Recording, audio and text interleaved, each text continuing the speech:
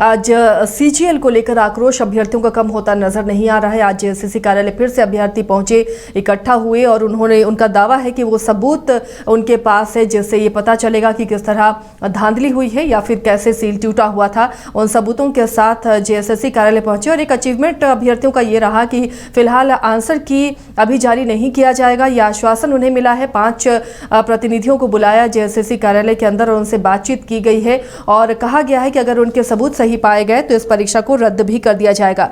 मदन, लगातार ये बवाल थमने का नाम नहीं ले रहा है। अभ्यर्थी जेएसएससी कार्यालय आज फिर पहुंचे, सबूतों की बात उन्होंने की है।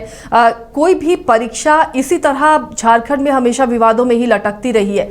अब क्या जो आश्वासन मिला है माना जाए कि उस पर सही तरीके से जांच होगी? देखिए, जेएसएससी जो सवालों के घेरे में लगातार रहा, उस पर से एक पर्दा हटाने की कोशिश कल जेएसएससी के द्वारा किया गया।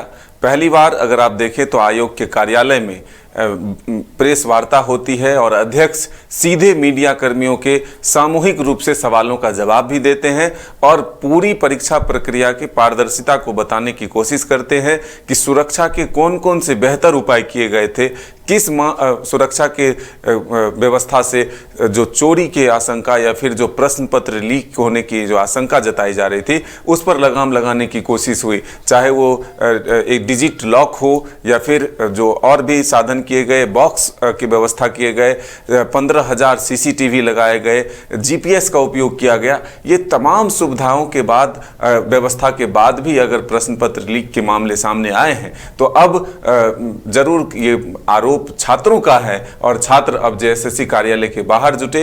वो तब जुटे हैं जब आयोग के अध्यक्ष के द्वारा ये कहा गया कि ये एक भ्रम फैलाने की कोशिश हो रही है, सिर्फ कयासों पर जो है चर्चा हो रहे हैं।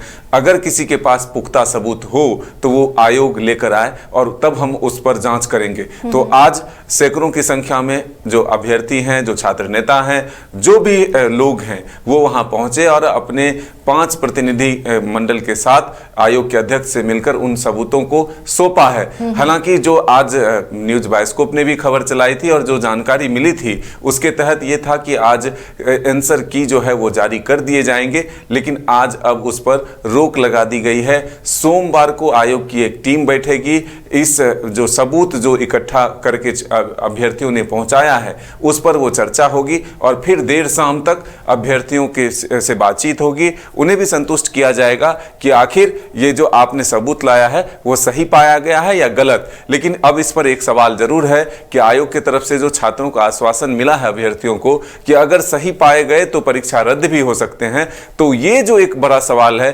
अब देखना होगा कि ये आयोग के द्वारा, उनके द्वारा इकट्ठा किए गए सबूतों की जांच किस तरह से की जाती है और जांच में सत्यता कितनी है और वो जो सबूत है उसमें सत्यता कितनी है, ये आने वाला वक्त बताएगा। लेकिन फिलहाल जिस तरह से इंटरनेट की सेवाएं बंद कर एक सुरक्षित और पारदर्शी तरीके से परीक्षा लेने की कोशिश हुई, उसके बाद भी अगर ये गड़बड़ियां हुई है तो चुनौती है आयोग के सामने भी कि आखिर अब किस तरह से परीक्षा लिया जाए, जबकि इतने सुरक्षा के मापदंड को तय किया गया, इतने एसओपीज बनाए गए और उसके बावजूद भी अगर क्वेश्चन लीक हो जाते हैं तो आखिर किस तरीके से परीक्षा आयोग लेगी। चलिए, बड़ी चुनौती है ही। आयोग कहे कि बहुत अच्छे से होमवर्क नहीं होता और जिसकी वजह से हमेशा विवादों में परीक्षाएं रहती हैं। बहुत बहुत शुक्रिया मदन इस तमाम जानकारी के लिए। तो एक अभ्यर्थियों को आश्वासन मिला है, उनके तमाम जो सबूत अभ्यर्थी लगातार दे रहे थे उस पर विचार करने की बात कही है जेएसएससी ने और ये भी कहा है कि फिलहाल वो आंसर की जिसका विरोध कर रहे थे अभ्यर्थी,